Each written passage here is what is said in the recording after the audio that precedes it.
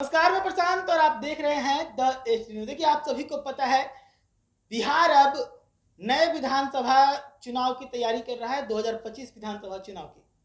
इसको लेकर बिहार के जितनी भी राजनीतिक पार्टियां हैं वो कमर कसना शुरू कर चुकी हैं, अपने अपने सेनापति नियुक्त करना शुरू कर चुकी हैं। तो आज मैं बात करूंगा किस पार्टी ने किसे दी है जिम्मेदारी 2025 के चुनाव को लेकर और इसके पीछे का मकसद क्या है। देखिए, सबसे पहले बात करें बिहार के अंदर भले ही सरकार बनाने में नाकाम रही, लेकिन राजनीतिक पार्टी के तौर पर विधानसभा में सबसे बड़ी पार्टी के तौर पर राजद उभर के आई थी। राजद सबसे बड़ी पार्टी बन के उभर कर आई थी, लेकिन उसके बावजूद वो उस जादुई आंकड़ा तक नहीं पहुंच पाई जहां से सत्ता की चाबी मिलती है।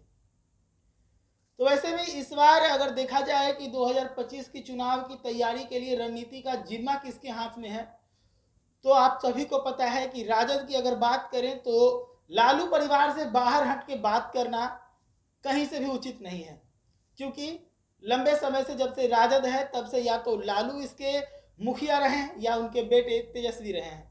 राष्ट्रीय अध्यक्ष के तौर पर अभी किसी और को ये जिम्मेदारी नहीं मिली। तो अब बात करेंगे कि आज जो बात करने आए हैं 2025 के विधानसभा चुनाव की, तो उसमें इस बार भी जो जिम्मा मिला है वो तेजस्वी यादव को मिला है। तेजस्वी यादव ही पूरी रणनीति बनाएंगे इस बार कि कैसे चुनाव लड़ना है, कौन कैंडिडेट होगा, ये सब कुछ तेजस्वी के हाथों में होगा। हालांकि कुछ समय पहले तक ये कहा जा रहा था कि ये लालू खुद संभालेंगे, लेकिन अब तेजस्वी फ्रंट सीट पर, ड्राइविंग सीट पर खुद नजर आ रहे हैं। इसको लेकर तेजस्वी यात्रा भी करने वाले हैं। आप सभी को याद होगा लोकसभा चुनाव से पहले आशीर्वाद यात्रा निकाले थे तेजस्वी और काफी जन समर्थन उनको मिला था, और यही कारण रहा कि जो राजद बिहार से गायब हो चुकी थी लोकसभा में, उस राजद ने वापसी किया और 4 सीट पर कब्जा जमा लिया। अब बात करते हैं दूसरे नंबर की पार्टी भाजपा की। तो भाजपा में एक बड़ा फेरबदल हुआ है। इस वक्त भाजपा में बड़ा फेरबदल हुआ है क्योंकि भाजपा ने लोकसभा के जो समीकरण देखे और जो उसका परिणाम देखा वो भाजपा के लिए काफी बेहतर नहीं था। 2024 का लोकसभा चुनाव भाजपा ने बिहार में सम्राट चौधरी के नेतृत्व में ही लड़ा था, जिसमें भाजपा को नुकसान हुआ है। इसके पीछे का अगर सबसे बड़ा कारण को समझे तो वो ये है कुशवाहा वोट बैंक।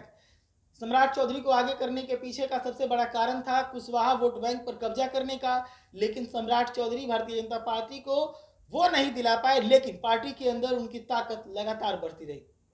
अब ऐसे में सम्राट चौधरी को उनके पद से हटा दिया गया है, क्योंकि एनडीए में कुशवाहा वोट बैंक को बैलेंस करने की पूरी जिम्मेदारी अब उपेंद्र कुशवाहा की होगी। उपेंद्र कुशवाहा आरएलएम के सुप्रीमो हैं और कुशवाहा के नेता माने जाते हैं। तो बिहार में अगर एनडीए को कुछ वोट मिला भी था पिछले लोकसभा चुनाव में, तो कुशवाहा के कारण मिला था, सम्राट चौधरी के कारण नहीं मिला था।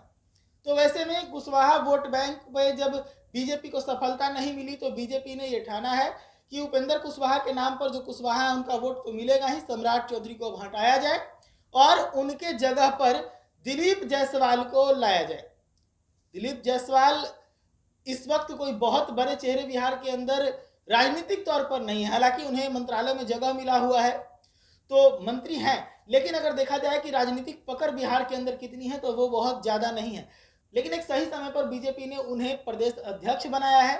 तो वैसे में दिलीप जायसवाल के पास एक मौका है कुछ समय में अपने कार्यकर्ताओं को साधने का, अपने वोटर्स को साधने का, और जो जायसवाल कैटेगरी का जो वोट बैंक है उसे ये दिखाने का कि बीजेपी जायसवाल वोट बैंक का सबसे बड़ा हितैषी है। तीसरी पार्टी की बात करें तो वह है जदयू। जदयू में जो जिम्मा है वो संजय झा को दिया गया है। संजय झा को दिए जाने के पीछे का सबसे बड़ा कारण है कि अगर जदयू के वोटों को देखेंगे या जदयू के पुराने रणनीति को देखेंगे तो नीतीश कुमार कभी चेहरा बनकर सामने नहीं आते। आप सभी को पता है कि इस वक्त जदयू के राष्ट्रीय अध्यक्ष हैं, तो राष्ट्रीय अध्यक्ष के तौर पर खुद ज्यादा वक्त नहीं दे पा रहे थे पार्टी को, तो कार्यकारी राष्ट्रीय अध्यक्ष उन्होंने बना दिया संजय झा को। संजय झा सवर्ण कैटेगरी से आते हैं, नीतीश कुमार खुद कुर्मी के नेता हैं तो कुर्मी का वोट उनको मिलेगा, और संजय झा सवर्ण कैटेगरी से आते हैं तो सवर्ण कैटेगरी का वोट जदयू को संतुलित करेगी। इससे पहले भी संजय झा के ही कैटेगरी से ललन सिंह राष्ट्रीय अध्यक्ष हुआ करते थे, लेकिन एक चलन है जदयू के अंदर, अगर आप देखेंगे शरद पवार को देख ले, आरसीपी सिंह को देख ले, ललन सिंह को देख ले, तो एक चलन देखने को मिला है कि लगातार जदयू में जो राष्ट्रीय अध्यक्ष बना है उसे काफी बेइज्जत करके पार्टी से निकाला जाता है या वो असंतुष्ट होकर पार्टी से निकलता है। इन सब के बावजूद संजय झा को जिम्मेदारी मिली और संजय झा जिम्मेदारी को निभाने में लगे हुए हैं कि किस प्रकार से जदयू को एक बार फिर से संतुलित किया जाए, क्योंकि पिछले लोकसभा चुनाव के मुकाबले इस बार जदयू थोड़ा बेहतर परफॉर्म किया। अगर स्ट्राइक रेट से देखें तब इसको लेकर भी संजय झा को थोड़ा आत्मविश्वास मिलेगा। बाकी पार्टियों की बात करें तो बाकी पार्टियों में बहुत ज्यादा बदलाव देखने को नहीं मिला है। बाकी पार्टियों में अभी बिहार के अंदर देखा जाए तो सबसे बड़ी पार्टी के तौर पर उभर कर निकली है लोक जनशक्ति पार्टी रामविलास। लोकसभा के चुनाव में चाचा को पछाड़ते हुए एनडीए में एक भी सीट लेने नहीं दिया चिराग पासवान ने। सभी 5 सीटों पर खुद चुनाव लड़े थे और 5 सीट पर जीत दर्ज किया। 100% का स्ट्राइक रेट है चिराग पासवान का, और चिराग पासवान ही लोक जनशक्ति पार्टी रामविलास के सबसे बड़े दावेदार हैं और सबसे बड़े रणनीतिकार हैं। वो खुद इस रणनीति को बनाएंगे। उसके बाद उन्हीं के चाचा पशुपति पारस की बात करें तो पशुपति पारस ने भी संकेत दिया है कि लोकसभा में तो चुप रह गए लेकिन विधानसभा में चुप नहीं रहेंगे। सभी सीटों पर वो तैयारी कर रहे हैं। एनडीए जहां से उनको मौका देगी उनकी पार्टी को, वहां से उनकी पार्टी लड़ेगी। लेकिन एक इशारा दे दिया है पशुपति पारस ने कि जो चिराग पासवान ने 2020 के चुनाव में किया था कि एनडीए में जगह ठीक से नहीं मिलने पर सभी सीटों पर उतर गए थे और नीतीश कुमार की पार्टी को कमजोर कर दिया था, कई जगहों पर उन्हें हरवा दिया था, वो इशारा पशुपति पारस दे रहे हैं कि इस बार अगर हमको सही जगह पर नहीं पहुंचाया गया, सही सीटें हमको नहीं मिली, तो हम चिराग पासवान की पार्टी को हरवा देंगे। यानी कि जो चिराग ने नीतीश के साथ पिछले बार किया, इस बार चिराग के साथ उनके चाचा करेंगे, इसकी संभावना है। तो ऐसे में उस पार्टी में भी उनके चाचा पशुपति पारस ही जो है वो 2025 के लिए रणनीति बनाएंगे अपनी पार्टी के लिए। अगली पार्टी की बात करें तो वो है आरएलएम, राष्ट्रीय लोक मोर्चा। इसके मुखिया है उपेंद्र कुशवाहा। उनकी चर्चा हम पहले भी कर चुके हैं कि एनडीए में कुशवाहा वोट बैंक को संतुलित करने के लिए रखा गया है। आप सभी को पता है कि लोकसभा के चुनाव में महागठबंधन ने कुशवाहा के ऊपर बड़ा दांव खेला था। 40 में से 17 लोकसभा सीटों पर महागठबंधन ने कुशवाहा कैंडिडेट को उतारा था। इतना ही नहीं, मीसा भारती के चुनाव जीतने के बावजूद संसदीय दल का नेता एक कुशवाहा को बनाया है लालू प्रसाद यादव ने। तो जाहिर सी बात है कि कुशवाहा एक बड़ा फैक्टर बन रहा है। तो एनडीए में कुशवाहा को बैलेंस करने को लेकर उपेंद्र कुशवाहा के ऊपर जिम्मेदारी होगी, और उपेंद्र कुशवाहा खुद इसके मुखिया हैं, खुद रणनीतिकार भी होने वाले हैं। अब बात करते हैं कि एक एनडीए की सबसे आखिरी पार्टी जो है वो है हम सेकुलर। हम सेकुलर में जीतन राम मांझी है। जीतन राम मांझी एक ही सीट पर लोकसभा चुनाव लड़े थे पिछली बार और उस पर जीत दर्ज किया था। जो मांगा एनडीए से जीतन राम मांझी को वो सब कुछ मिल गया। तो वैसे में जीतन राम मांझी के भी हौसले बुलंद हैं और वो विधानसभा चुनाव में तैयारी में लगे हुए हैं। एक और पार्टी जो काफी अहम है, ये पार्टी तो काफी बड़ी है, काफी लंबे समय तक देश की सत्ता पर राज की है ये पार्टी, लेकिन बिहार में अब ये पार्टी जो है गर्दिश में चली जा रही है लगातार। मैं बात कर रहा हूं कांग्रेस की। आपको पहले ही समझ में आ गया होगा कि सरकार देश पर राज करने वाली पार्टी बिहार में भी दो ही है, एक भाजपा और एक कांग्रेस है।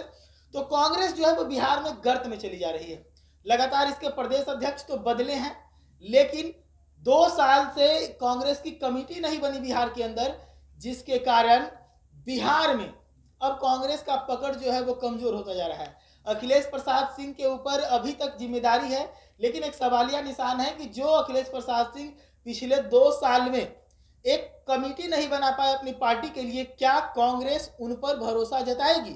क्या कांग्रेस उन्हें एक बार फिर से विधानसभा चुनाव में हरवाने वाले कैंडिडेट के तौर पर उसमें खेलना चाहेगी?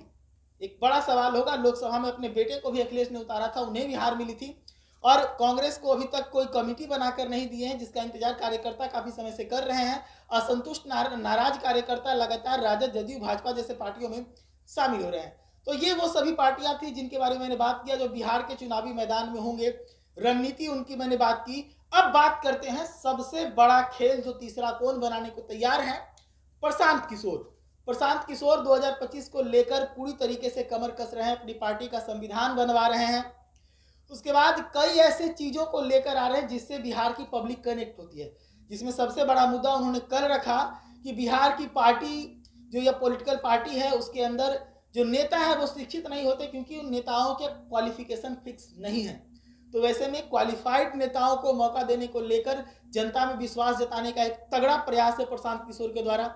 साथ ही बच्चों के भविष्य को लेकर वो बात करते हैं लोगों से, तो ये भी लोगों को कनेक्ट करता है। तो प्रशांत किशोर भी हैं। हालांकि प्रशांत किशोर के पार्टी के बारे में तो इस बात को लेकर बात ही नहीं होना चाहिए कि रणनीति कौन करेगा, क्योंकि प्रशांत किशोर की ही रणनीति से भाजपा गुजरात की सत्ता में आई, भाजपा केंद्र की सत्ता में आई, एनडीए बिहार की सत्ता में आई, नीतीश सीएम बने।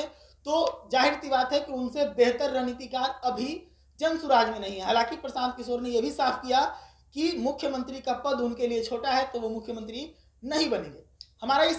हमारा ये विश्लेषण आपको कैसा लगा, आप जरूर कमेंट सेक्शन में बताइएगा।